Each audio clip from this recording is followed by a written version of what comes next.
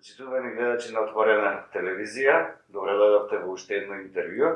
Од серијата интервјуа кои што ги правиме со цел да ја приближиме општината до граѓаните или онака после одредени истражувања кои што ги направи нашата организација, да направиме една мала едукација во интерес и на граѓаните и на општинарите. И за таа цел денес разговараме со советничката од Социјалистичка партија Хилда Белеска. Добар ден. Добар ден. Како сте? Добро, како сте вие? Добро, фала на прашање. Благодариме што ја примивте тука во општинската зграда и бевте отворени да поразговараме малку на неколку различни теми. Вие сте членка на Комисијата за родова еднаквост, Да. па би сакал да почнеме со таа тема прво, да ни кажете, да ги кажеме на граѓаните што работи таа комисија, како функционира и кои се бенефитите од нејзиното функционирање. Значи, членка сум на Комисијата за родова еднаквост, таа број најмногу членови од Советот, повеќе сме жени, има и мажи, овде се разменуваат искуства, знаења, разни ставови, сугестии, меѓусебно си додаваме. Работата на оваа комисија е квалитетна, ефикасна и ефективна. Сите членови од оваа комисија ние се залагаме да направиме позитивни промени, еден исчекор напред за жените од нашиот град, а и за овие целни групи, други целни групи за кои ги опфаќа оваа комисија. Можете ли да ми Добро. кажете конкретни примери, например, кои што сте ги превзеле во подобрување на положбата на жената? Да, имаме конкретни примери. Значи, прво, имаме како ако ние тргнеме од главната наша работа, што е во комисијата, дека сакаме да стане жената свесна за себе си, да стане горда, да ја крени главата. Значи, ние сме свесни дека за да таа има голема самодоверба, потребни се некои услови да се исполнат за тоа. Значи, ние помагаме за подобро тие да има возможност да се образуваат. Ние друго имаме исто едукација, исто имаме за лица со посебни потреби, помагаме кај стари луѓе, помагаме кај социјално загрозени семејства, вршиме едукации, значи кај деца тинеџери, имавме со Комисијата на родова еднаквост, исто имавме и едукација заедно со соработка со МВР и со средните основните училишта за децата, за развивање на сообраќајната култура, на сите учесници во сообраќај, пешаци, велосипедисти, возачи. Значи, можеме да заклучиме дека многу е широк диапазонот на Широк делување диапазонот, на да. комисијата. Широк диапазонот програма имаме за работа, секоја година се изгласува од Советот и исто и во 2024. Може да се пофалиме дека учествуваме и во креирањето на родовата еднаквост во земјата. Ние, советниците од општина Прилеп, подпишавме документ заложба за унапредување на родовата еднаквост и елиминирање на насилството врз жените во политиката. Оваа заложба е во рамките на проектот за унапредување на родовата еднаквост преку политичко учество на жената, кој е спроведен од Националниот демократски институт на ДАИ во Македонија, кој што е финансиран од шведската амбасада за меѓународна развојна поддршка СИДА, со која цел за да ги заштите жените кои се занимаваат со политика и мотив за другите жени активно да се вклучат во неа нормално.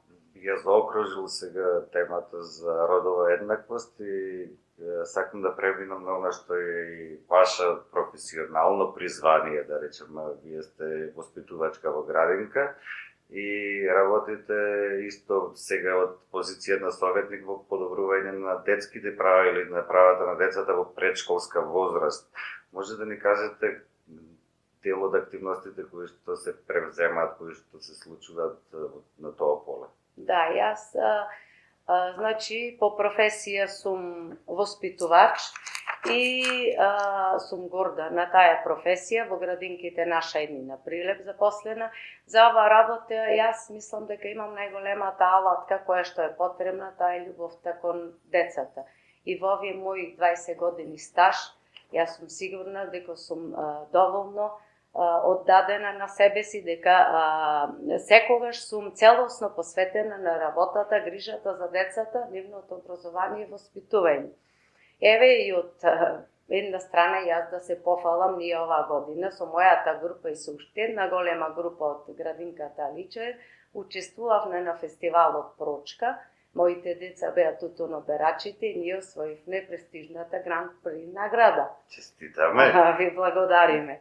Од друга страна, јас сум член на комисијата за предучилишно образование при Министерство за труд и социјала и како советник од Социјалистичка партија и се залагам, како вработена во градинките, за подобрување на условите на градинките за престој на децата. Се надевам дека досега поднесените предлози од моја страна во скоро време ќе се остварат. Според вас, кога спомнавте дека се залагате за подобрување на условите во градинките, во каква состојба би се градинките во момент? Во моментот градинките нема доволно кадар, има премногу деца, премалку кадар, немаше согласности за вработување на нов кадар. Имаме уште за нови градинки, за нови списоци, имаме за деца за запишување се уште, значи ако се отворат нови градинки, тоаш ќе имаме нови вработување, ќе имаме и... имаме доволно воспитувачки кои што имат завршено образование, чекаат вработување? Да, чекаат вработување и чекаат согласности нормално Министерство, за да се вработат тие се на договорни услуги. Значи да се надеваме дека во пристојно време градинките би добиле кадар колку што има потребен. Дали имаме доволно места во Прилеп во градинките за дечињата, дали е проблем само кадарот или воопшто места во градинките? Да, тоа е прашањето, затоа што она листа што е на чекање за деца во градинките, се уште имаме листа за чекање за запишување. Ако веќе се отворат нови градинки, значи тогаш ќе се отворат и нови места за дечињата и нови работни места. Имаме една градинка која што чека да биде отворена. Чека да биде отворена, се надеваме во најскоро време. Знаете како советник до каде со изградба, со технички приеми, затоа што знаеме во историјата на држава сме правиле отварање без технички прием, без одобрување од институции кои што се надлежни. Дали ја знаете состојбата на градинката до каде, дали е можно да биде пуштена во краток рок или има таму уште да се работи? Треба да биде пуштена во најскоро време, сепак тоа зависи од самото Министерство за финансии или согласностите, било како дозволите тие што треба да се приберат работи за да биде техничко како што треба пуштена градинката. Градинката е сета направена, во ред е градинката, па се надеваме во најскоро време дека ќе имаме нова градинка. Апел до надлежните, затоа што Прилеп има потреба од таа градинка, од таа зграда, што побрзо да се пушти во употреба и дечињата веќе да се намали бројот на чекање, да се сместат на крајот на криштата. Станува збор за 21 век, 2024 година. Нема смисла да дечињата немаат место во градинка и истовремено тоа повлекува и родител да седи дома, да се ангажираат, дадилки или да се образуваат баби дедовци. На крајот на криштата, според мене барем, најдобро е децата да бидат во институција каде што ќе се образуваат од најмали нози и ќе се социјализираат пред се. Да, мислам дека ќе се надминат тие проблеми во најскоро време, дека се ќе биде во ред. Еве имаме исто и за во градинките една предлог имаше, јас учествував и како советник на форумот на општина Прилеп, кога се даваа предлози за проекти.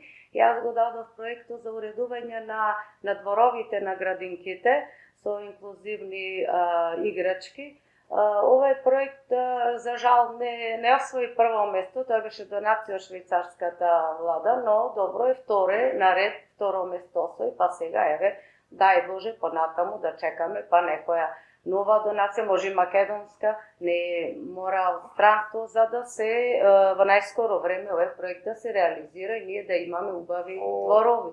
Во разговор во многу кратко време спомнавме само неколку проекти, од кои што два спомнавте дека се финансирани, една од шведска, една од швајцарска амбасада.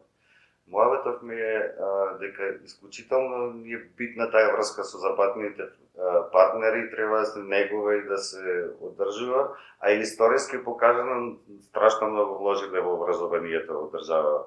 Јас гледам според таблите во училиштата, сите сме се образовале овдека, знаеме во какви услови сме учеле ние, а во какви услови учат нашите деца, затоа реално треба да му кажеме пала на луѓето, особено во амбасадите.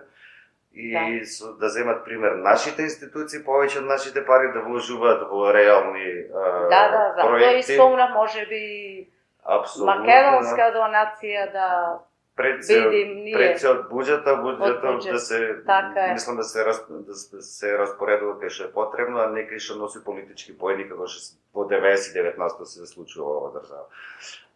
Хилда, сакам да те прашам сега како жена советник, кои се предизвиците да се биде жена советник од социјалистичка партија, тоа значи левичарска партија, во град кој што реално е конзервативен и десно ориентиран. Кои се предизвиците за кои што се Предизвиците како советничка, јас општо ќе тргнам како предизвик како жена советничка во наше време, значи во општина Прилеп. Може би работите се придвижени чекор напред, но два чекори се уште сме ние назад. Затоа што ние како советнички, како да кажам, како советнички во нашиот совет, и точно дека заемаме исти примања како мажите советници, но колку сме на број, колку се на број советнички во собранието, колку сме во број министерки, колку градоначалнички, колку председателки на совет. Јас тоа сакам да го кажам. И еве, например, фала Богу, сега имаме председателка на Врвот сега. За прв пат имаме жена председател. Сега ќе видиме допрво дали ќе биде тоа позитивно или не. И добро, јас мислам дека ќе биде позитивно, да. И ако законот за формирање на овие листи за советници, за пратеници не беше 40% да биде застапеност на жената, може би и толку немаше ние да бидиме како советнички, според како закон жени. 40%. Да. Се уште владе балкански менталитет кај нас, дека мажите треба да бидат носители на функции, да речам фотеи, дека тие се главни за тоа. Нема, например, директори во јавни предпријатија, директорки во јавни предпријатија. Туку директорките, местата за жените се на училиштата и во градинките. Може би, јас би рекла, мажите би можеле да ни дозволат да видиме рамо до рамо, да работиме со нив. Може би и ние сме успешни, затоа што јас мислам дека ние жените сме по-спремни на компромис, не помудри, по-флексибилни и по-спремни на соработка. Ова е интересно размислување.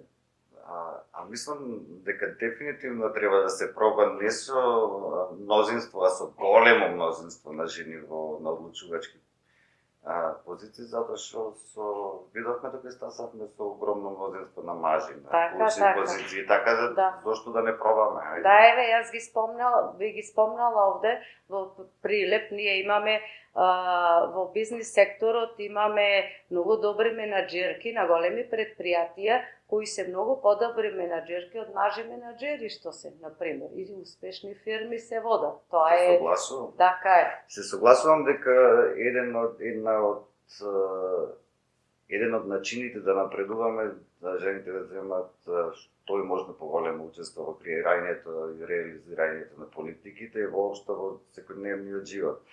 Затоа што јас имам сериозно сум убеден дека женската енергија е многу подобра од машката и може да не турка напред, да не влечи напред многу полесно.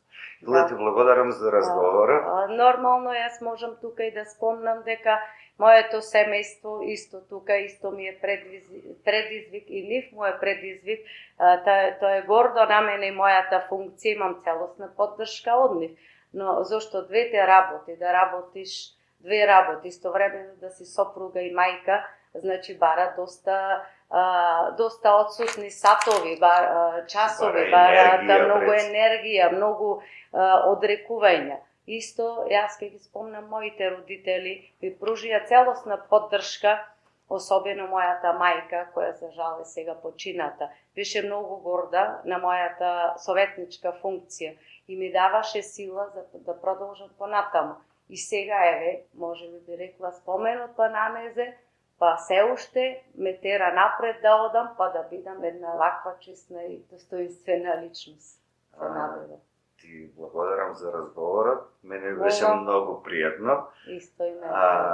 Се надевам дека следниот разговор кој ќе го имаме во некоја сидина, дека ќе разговараме за како се подобрила состојбата, пред се во родовата еднаквост на жените воопшто во општество и дека ќе имаме доволно градинки и посречни дечиња во прилеп. Да.